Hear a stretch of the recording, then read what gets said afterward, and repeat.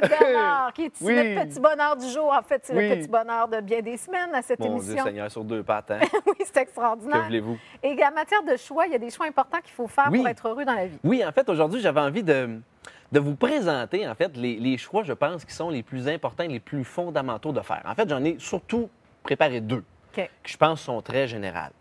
Mais avant tout, je veux mettre une chose en contexte. Parce que selon moi, Christine, vivre, c'est choisir. C'est vrai. À tous les jours, tu es d'accord avec ça? Hein? Ouais. À tous les jours de ta vie, tu fais des choix, tu prends des décisions qui vont t'amener sur un carrefour ou vers un autre carrefour. Puis ces décisions-là, des fois, ont des grands impacts, puis des fois, il y a des petits impacts. Tu Par sais? exemple, ça commence le matin en se réveillant. Qu'est-ce que je mange pour déjeuner? C'est une grande question. Exactement. Comment je vais m'habiller? C'est Ah non, ça. ça, c'est plus une grande décision pour les Pour femmes. les filles, oui. Mais bon, est-ce que je dis oui? Est-ce que je divorce? Eh, Etc. mon Dieu, hein? OK, Oh, on est beau petit parti jeu de de la mots, hein? C'est toast. bon. Au divorce, c'est extraordinaire. Et finalement, donc, on est toujours constamment en train de faire des choix. Platon disait, ça commence d'abord et avant tout avec une idée. Oui. L'idée, elle est verbalisée. OK. Ensuite de ça, elle est mise en action par les gens qui sont courageux. Une fois qu'elle est mise en c'est action, bien elle génère des résultats. Les résultats qui s'accumulent t'amènent dans une direction ultime qu'on appelle le destin. Wow! C'est pas fabuleux, ça? Tu as tout appris ça par cœur en plus. J'ai fait mes devoirs, hein? Oh là là, gros travail. Et donc, tu sais, je vais commencer par vous donner un truc ultime, je pense, pour prendre des bonnes décisions. Moi, c'est souvent ce que je fais quand j'hésite justement entre deux embranchements dans ma vie. J'appelle ça le truc de la chaise berçante. OK. Est-ce que tu connais ce truc-là? Bien, peut-être. Je te vois Peut-être. OK. venir. Bon, en fait, c'est très simple.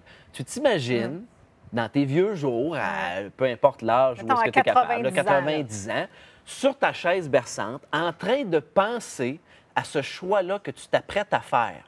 Et là, t'imagines les deux angles possibles et tu te dis, OK, est-ce que si je fais ça, je vais être plus heureux dans ma vie ou est-ce que si je fais ça, je vais être plus heureux dans ma vie à surtout moyen et long terme, pas nécessairement à court terme.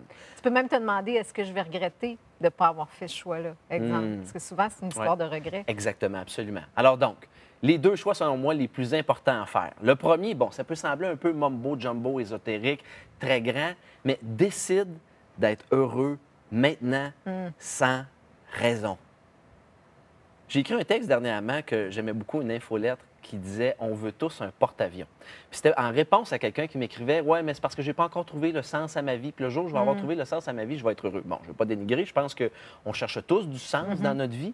Mais en même temps, il y avait ce contexte-là de « J'attends après quelque Non, on chose cherche pour trop être loin. bien. Ouais. Tu sais, ça commence par je vais être heureux quand je vais avoir bon, une voiture, ensuite de ça une maison, ensuite de ça un chalet, un chum, une blonde, Meilleur des job. enfants, un hélicoptère, un bateau, un avion, un porte-avions pour mettre l'avion. Puis après ça, il faut mettre du gaz dans le porte-avions. Puis là, finalement, tu es tout le temps en train d'apprendre, d'attendre après quelque chose pour être heureux.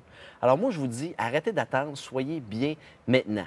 David Sanders, c'est un grand écrivain, disait « Le bonheur, c'est un choix ». Alors ça, c'est la première chose. La deuxième, c'est un choix quotidien. Décide de lâcher le bord de la piscine. Qu'est-ce que tu veux dire? Qu'est-ce que tu veux dire avec ça?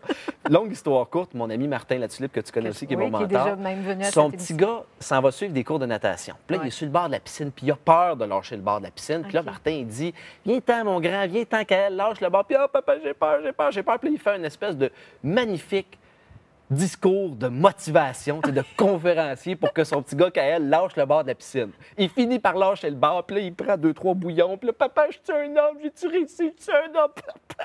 Puis là, son père, il est donc fier de lui. Le lendemain, Martin est en conférence dans un gros événement où ça se passe pas comme il l'avait planifié, OK. à cause de trucs contractuels et puis toutes sortes de choses. Là, il est à un moment où est-ce qu'il reste peut-être 2 minutes avant d'embarquer, puis la seule affaire qu'il a envie de faire, c'est de s'en aller parce qu'il n'est pas content, puis là, son contrat n'est pas respecté, puis là, il se dit, OK, moi, je viens de faire un speech à mon gars pour lâcher le bord de la piscine.